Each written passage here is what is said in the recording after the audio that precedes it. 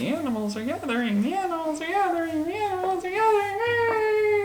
Yay! No, these cute critters don't come along with the board game, but they wanted to gather around to support it. Absolutely. So, just so you guys know, this is a sponsored preview, so keep that in mind as we go through this video. Animals Gathering is published by Wonderful World Movie and Media Limited Company and is designed by Duguay. Now, this game is going to be announced at the Festival des Jeux Cannes 2023.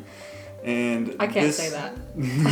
Well, That's why I had you say it. That's why I'm saying it right now. So, now, this game is going to be released in the English version on Amazon probably towards the end of March. Yep. And this is a lighter weight dice family game. It's going to play 2 to 5 players, and it says around 20 to 40 minutes. It's not a super long game at all. And there are several mechanics in this game. You got some dice management, tile placement, set collection, some push your luck elements, and in this game, you are trying to revive magical animals. Magical animals. So let's dive right into an overview and then we'll come back up and talk about it a little bit more. In Animals Gathering, you are gathering the magic stones of the forest and resisting the darkness to revive magical animals. In this game, you're going to be having lots of different kinds of magic stones. You're going to have magic dice, which you'll be rolling.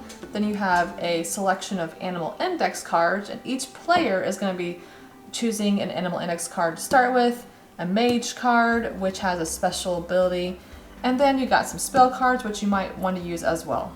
Players will be taking turns back and forth, and on your turn, you're going to choose one of 2 actions. The actions are selecting an animal index card, and the other option is rolling the magic dice. So selecting an animal index card is from this common supply right here.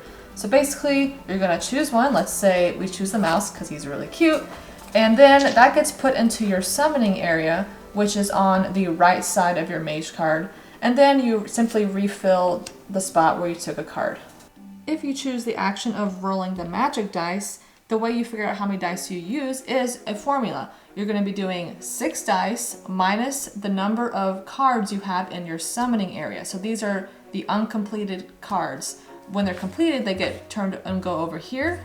So the formula is 6 dice minus this. So we got 6 minus 2 cards in the summoning area. So then you would choose 4 dice. Now you get to pick which dice you want to use because each die has different probabilities of rolling different shapes. So you can basically choose which types of dice you want to use. So let's say this player wants to roll these 4 dice. So let's give it a good roll. And then you're going to see what shapes you can use. So let's see, we got a triangle here. We have one of these little V-shaped ones, this and this. So what you're going to do is you're going to immediately place them on the cards if you can. So for instance, I can place this one here. I can place, oh, that was actually a good roll. This one there and this there. And you can choose which cards you want to place them on. So for instance, if I wanted to, I could have placed this there. And then this one goes there. So that was actually a really good roll for me because what happens, whatever shapes you can't use, other players have the opportunity to use them. Now let's say instead the roll happened to be this. Okay, so like the previous roll, we got a couple shapes that we could use. We got that and one of these triangles. We also have one of these little wavy pieces. Now we happen to get 2 of those though, and we only had 1 spot that we could immediately use. So now the other player or players have the option of using this piece that we could not use. So let's say this player decided they wanted that piece because they have this spot open on their board, and then they can use that to fill in that shape. If one of your animal index cards has been completed, like the mouse here, then it is now revived. Okay, so you turn these pieces to a supply, then this gets moved over to your completed companion area over here, and now you can use the abilities. Now these animal index cards have 3 main types of abilities that you will get access to once they are revived. So whenever you complete the animal index card in your summoning area. So we have this effect here, which is activation. This is triggered once every time you revive a new animal. And when this is also revived, then you have this one, which is a ongoing ability, a permanent effect for the rest of the game. Then you have this one here with the question mark. That is a scoring based off of how you fulfill. So players just keep going back and forth, taking one of these two actions, and the game end is triggered when one player has completed 5 or more of these animal index cards in their companion area. And when the game's over, everyone is going to add up all the different points on their revived animals in their companion area, not the summoning area, but just the companion area, and then also any possible in-game scoring abilities on these cards. And whoever has the most points is going to be the winner. And the back of the rulebook has explanations of all these different abilities. So the starting mage cards has these abilities here. So for instance, this one right here is on your turn, you may roll 2 extra magic dice for a maximum total of 6. And then you also have this one right here, which is down here, is after you have rolled, you may re-roll any or all magic dice of your choice 1 time. So those are special abilities that you have throughout the game. And then it also shows all the descriptions of the animal power abilities. And then on the next page, you have explanations of the spell cards, which you can play with as well as a game variant. If you're playing with the spell cards, each player is dealt 2 at the beginning of the game, and they get to choose which one they want to use. And then they have this card that they can use 1 time during the game. So you have this card, when you want to use it, you reveal it, you resolve the ability, and then it's gone for the rest of the game. And it shows you what all of these abilities do. Let's start off with talking about the production art. Let's do that. Because that is something that we both are like... Definitely caught our attention. It caught our attention. I mean, the art, the box is really cool.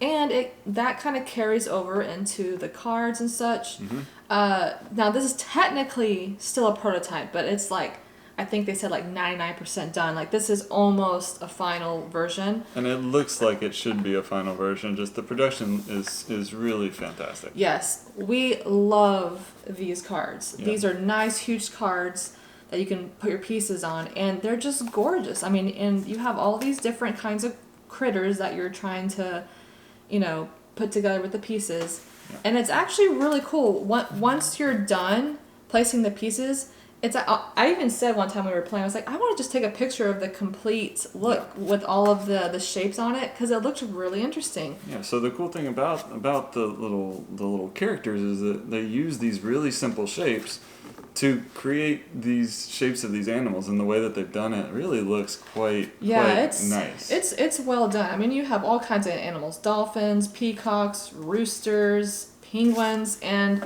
they're just really simple but really nice looking. Mm-hmm. And yeah, so we definitely really like these cards.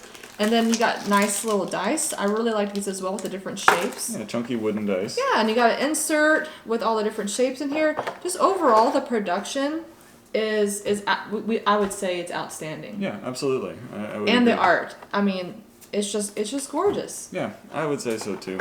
Also, as far as the actual game goes, like the length of the game is probably ideal for a good family length game, something that's going to keep your attention for a certain amount of time, but it's not going to drag on for too long. So I felt like the length of the game was just right. And I think that's what they're targeting. It's a lighter family game, and it definitely achieves that. When we were playing, it's pretty fast turns. Yeah. Short play, but you're just completing these little puzzles. Mm-hmm. So definitely nice on that one. Absolutely. Now, you also have to consider the balance of the cards and the dice, which makes for that little bit of push your luck kind of feel where you're like, okay, I want to have more cards out here, but that reduces the number of dice that I can actually roll. But if I have more dice, then I can't use the pieces, then the other person might be able to take some of that stuff and use it for themselves. So but if you have more dice, then you can possibly get more shapes to put on your... So like there's this, this balance of which avenue you want to take in regards to that. But I think that's an appropriate, it makes for some interesting decisions on whether, should I get another card or should I just roll more dice? And continuing with the interesting decisions, you have to kind of figure out what animal index cards you want to choose to work on in your summoning area, because there's different types of cards. You have in-game scoring, you have permanent effects, and then you have activation. So like, yeah, you want to get some more points at the end of the game, but also if you get some of those activation cards, especially early on, you know, as you complete some of these animal index cards, you get to activate that cool ability, which might let you like draw more cards or to get more shapes or such. And then you have the permanent ones, which gives you like an ongoing ability throughout the game. So it's like, oh, which kind of card do I want to get? You know? Yeah. So you have that decision a little bit, but then there's also like this small amount of player interaction that I think is it's appropriate for a family weight game where you're not like attacking each other. Like yeah, it's just a little bit. It's very minimal, but so you're mostly doing the things on your own board, on your own tableau, wherever you want to call it. And there's not a ton of interaction, but there's just this little bit. You might have like a little ability that might say like you know, take a little piece from someone else's card. It's not a whole lot, just a little bit. And I guess you do get also get a little bit of interaction, I guess, in how you select your dice, because you know if you can't use all the shapes from your dice rolls, then the other player gets it. So I guess there's a little bit of, you know, some player interaction there. Yeah, because when you choose your dice, you're choosing those dice based on the distribution of the shapes on the different dice. So you're trying to choose the right dice so that you can get your shapes, but also they might have some of the same kind of shapes that they need. So, you know, you're kind of weighing those things in your dice selection strategy as well. Yeah, I know. When we were playing, we definitely were like trying not to help each other, you know. For sure. But at the same time, you want more shapes, you know, to fill in your cards. But so that was definitely fun. Now, for a family weight game, I thought this was a really good balance where you have some of these special abilities, you know, with like of course the animal index cards, but then each player starts the game with a mage card, which is kind of like a really small asymmetrical ability. And then, you know, you have some, you know, other card abilities throughout the game. I felt like it was a really good balance. Like, it was not overwhelming. Like, you do have a few abilities and such, but for a lightweight family game, I felt like it was almost like a perfect amount. It's not too much to manage, right? For that level, that weight of game. And I mean, there is the spell card variant where it basically just gives you like another card throughout the game that you could play to give you some special ability. So the base game, you know, it's without the spell cards, but you can easily throw in the spell card variant, which is just another ability. So if you want to just get a little bit more options, you can play with that, but you don't have to if you want to keep it extra simple. So yeah, I feel like all the different abilities and options that you have are appropriate for the level of game that this is. Definitely. And so really, who's this game actually for? It's for those that kind of like these lighter, kind of puzzly type games with simple shapes that you kind of have to fill things in to accomplish an objective. I think you're gonna like that. Just simple shapes. It's easy to tell what these shapes are. It's not like, oh, this shape. Oh no, I got the wrong shape. No, it's nothing like that. They're very simple to tell the difference. The shapes on the card, it shows you what shape goes where, and they're separated, so you can easily tell where the shapes need to go. yeah. So if you like those type of kind of light puzzle objective type of games, and you want something that's kind of family weight, then this game really is kind of for you.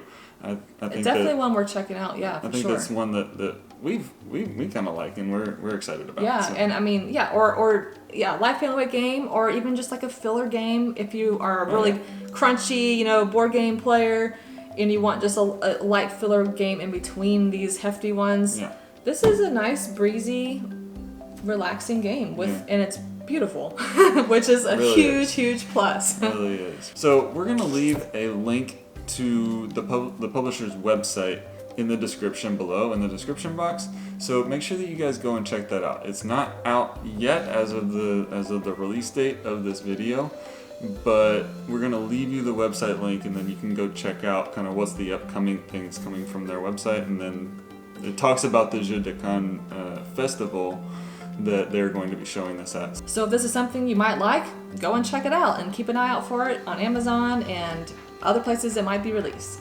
And that's a wrap, and all the critters wanted to gather again and say bye. Yeah, we're weird.